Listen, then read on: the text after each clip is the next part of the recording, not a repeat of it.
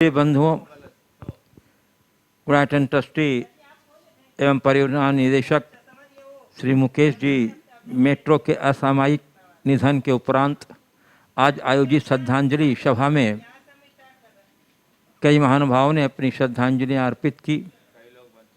कई लोग वंचित भी रह गए हैं, परंतु मैं समझता हूँ कि यदि गुरुदेव का आशीर्वाद शोक संतप्त परिवार को नहीं मिला तो फिर यह श्रद्धांजलि सभा अधूरी ही मानी जाएगी। इसलिए अब जो लोग वंचित रह गए हैं, मैं गुरुदेव से प्रार्थना करता हूं कि हे गुरुदेव, आप शोक संतप्त परिवार को अपना आशीर्वाद और संबल दे करके उनके विश्वास और उनके साहस को मजबूती प्रदान करें। नमोस्तु गुरुदेव, नमोस्तु गुरुदेव। ओम नमः। जय बोलो अहिंसा परमो धर्म की परम पूज्य आचार्य गुरुवर श्री विद्यासागर जी महाराज की। आज जैसा कि आप सब लोग काफ़ी देर से मुकेश भाई के बारे में सुन रहे हैं, सभी ने एक स्वर में कहा कि मुकेश भाई का जाना अपूरणीय क्षति है। हमें कबीर की उक्ति को याद रखना चाहिए कि जब तुम जग में आए, जगत हंसा तुम रोए, ऐसी करनी कर चलो, तुम हंसो जग रोए। ऐसा वे ही लोग कर सकते हैं जो अपने जीवन में धर्म और अध्यात्म को आत्मसात करते हैं। मुकेश भाई की जिंदगी ज़्यादा लंबी नहीं रही, लेकिन जितनी भी रही वो जिंदा दिल से भरी रही। आज वो व्यक्ति चला गया, हंसता हंसता अपना शरीर छोड़ गया, लेकिन उसके जाने के बाद उसके जाने की कसक हर व्यक्ति के हृदय में बनी। मैं समझता हूँ हर मनुष्य के जीवन की यही उपलब्धि है कि तुम इस दुनिया से जब भी विदा लो, जाना तो सबका निश्चित है ही, लेकिन जब भी इस दुनिया से विदा लो, तुम्हारी कमी का एहसास लोगों को हो। और ये तभी होगा जब हम वैसी करनी करेंगे। अपने जीवन में ऐसी करनी करने का भाव और संकल्प लेना चाहिए और जीवन को आगे बढ़ाना चाहिए। मुकेश भाई के विषय में बहुत लोगों ने बहुत सारी बातें कही, पर मैं समझता हूँ एक धर्मात्मा व्यक्ति के बारे में जितना कहा जाए उतना कम है। और उस व्यक्ति ने अपने जीवन में धर्म को व्यवहारिक रूप से आत्मसात किया।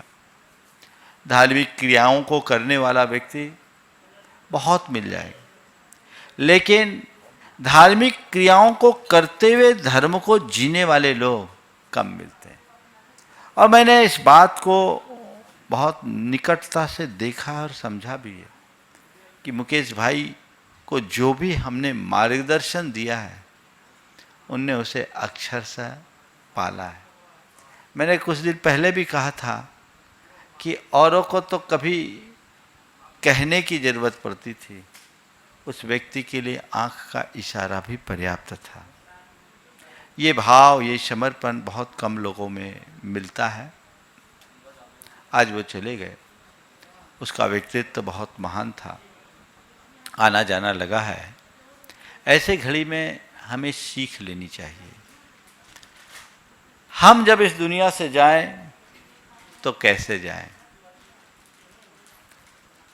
इस संसार में एक ही चीज है जो एकदम निश्चित है, और एक ही चीज है जो एकदम अनिश्चित है, वह है मृत्यु।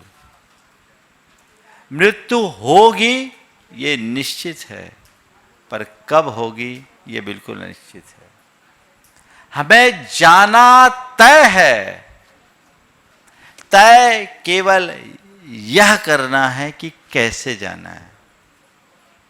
अगर मनुष्य इस तरह की घटनाओं से कोई सीख ले और अपने अंदर प्रेरणा जगाए, तो जीवन में बहुत बड़ा बदलाव घटित किया जा सकता है और वह हमें जीवन को एक नई उपलब्धियों के मुकाम तक पहुंचा सकता है। मुकेश भाई ने वही आदर्श हम सबके बीच प्रस्तुत किया। पेशे से इंजीनियर और एक अच्छे आर्किटेक्ट होने के बाद, एक बड़ी कंपनी के संचालक होने के बाद, उस व्यक्ति ने अपने जीवन में अहंकार को कभी हावी नहीं होने दिया और धर्म क्षेत्र के लिए तो पूरी तरह समर्पित रहे। गुणायतन की जब से वो जुड़े उसके बाद के जितने भी निर्माण हुए उस संरचना का संपूर्ण भार उनने अपने हाथ में लिया।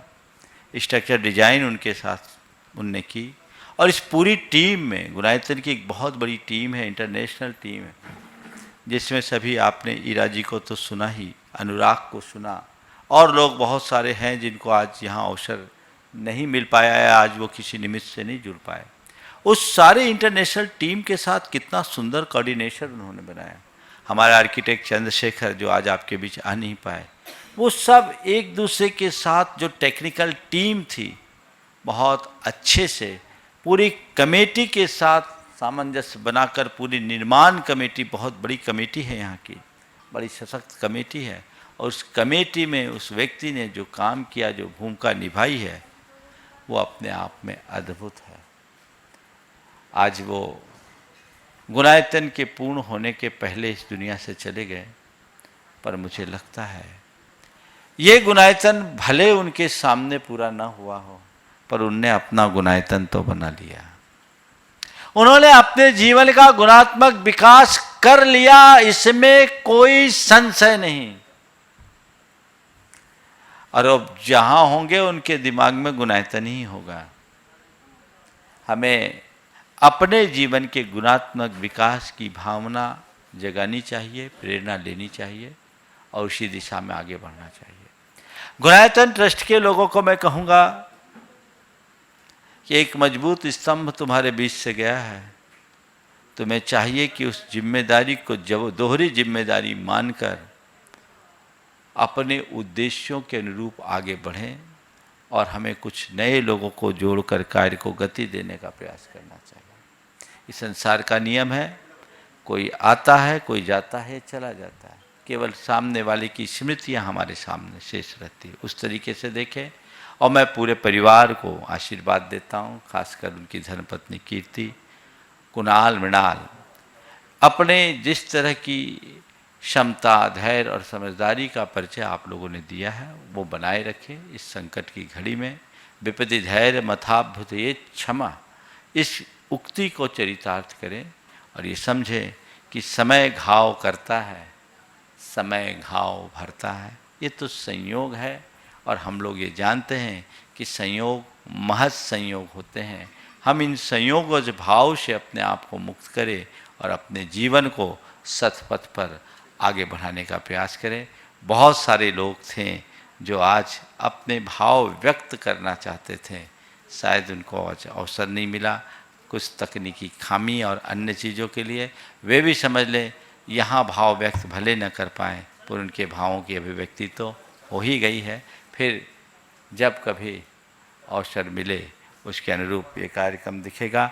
एक जरूर आज के संदर्भ में कल मोक्ष कल्याणक का व्रत है, बहुत सारे लोगों का व्रत है और यहाँ एक निवेदन आया कि कल 18 तारीख को व्रत है। अब मंदिर बंद है, हम क्या करें?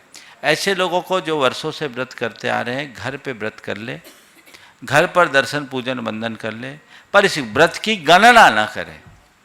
अगली बार जब आए एक ज़्यादा कर ले, व्रत को तोड़े नहीं। जो एक आध दिन का व्रत है तो उनका अच्छा हो जाएगा, इसी अनुरूप व्रत पालना चाहिए। ओम शांति। बोलिए परम पूज आचार्य गुरुवार श्री विद्यासागर जी महाराज।